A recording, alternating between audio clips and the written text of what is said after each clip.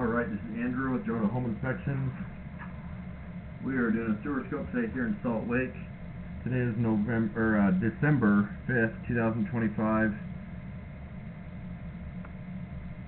We have the camera pushed out 85 feet to the city connection, so kind of a shorter line. We're at 15 south, 1200 east. Average length of a sewer that I see is about 100 feet, so this one's a little on the shorter end. But that's the city line that you're seeing on the screen there. And this first connection is called the nose-on. This is where it goes from your lateral line into the main city line. Looks like a good connection there. But right off the bat, it looks like you have a fairly significant wrinkle on the liner. I don't know if that's become detached or if it was installed that way.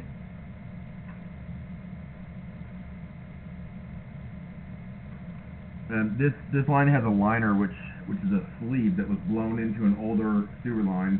And liners can be great, but it's important that they be put in without a lot of wrinkles.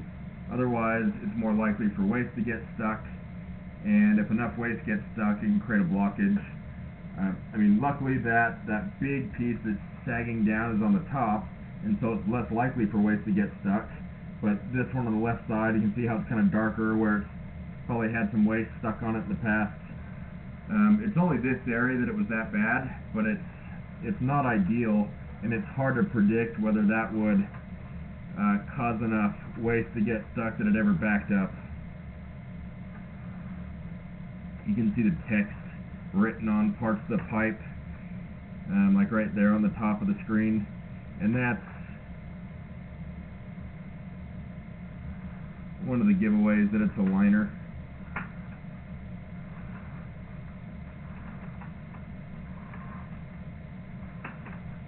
This one was obvious from the start, but sometimes it's not quite that obvious, and so I have to look for the text.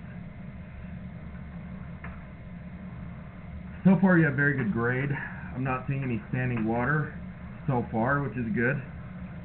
You never want to have standing water, or that would indicate that you have improper grade, but so far so good.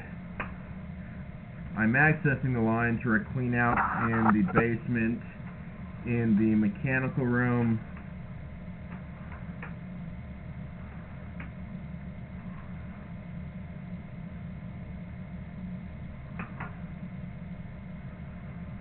a little bit of running water is fine. What you don't want to see is standing water, especially if my camera goes underwater. But I did run some water to help push the camera out. This is a little flat through here, and so that's flowing some water. Looks like there's a piece of toilet paper or a wipe stuck in there. You always want to avoid putting wet wipes down the line. They don't break down the same way, and so it's more likely for them to cause blockages.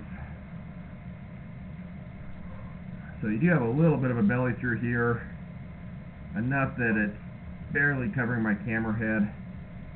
And now we're transitioning to cast iron. Cast iron gets real rough and rusty and will eventually need to be replaced.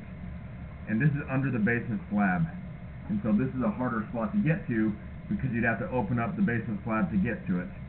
You can blow a liner through this area as well, but it's harder because other pipes feed into this line, and so you can't blow through the entire thing.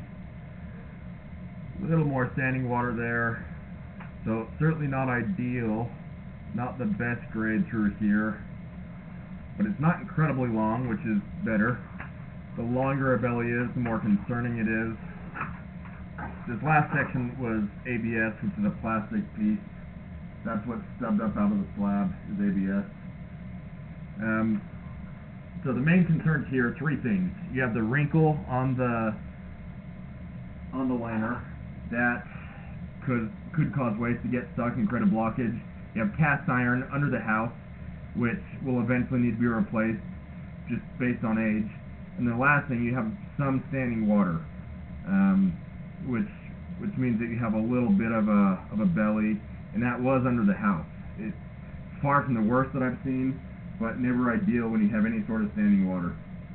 And the only way to fix bad grade is to dig it up and re-slope it. You can clean it, and that'll help prevent a blockage, but the only way to really permanently fix it is to dig it up. Now I'm going to end this recording now.